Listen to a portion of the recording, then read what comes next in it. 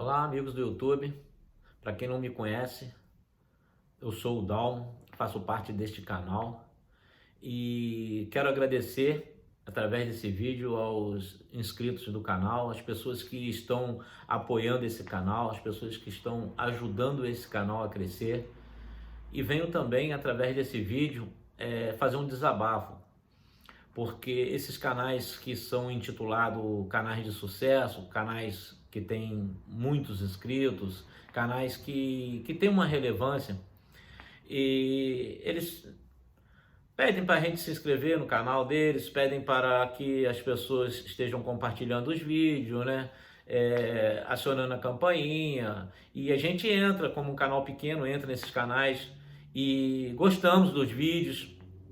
E não é problema nenhum você deixar um like ou você deixar um comentário, porque realmente são conteúdos de valor que agregam alguma coisa em nossas vidas.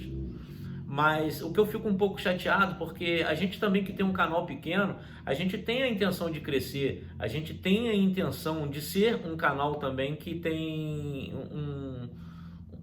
um certo patamar de crescimento, porque todo mundo que está no YouTube está querendo ganhar dinheiro, a realidade é essa.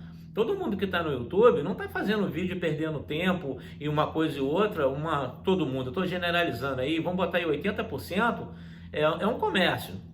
E infelizmente, esses canais intitulados os canais de sucesso, eles sequer retribuem uma assinatura sua no canal deles com um like.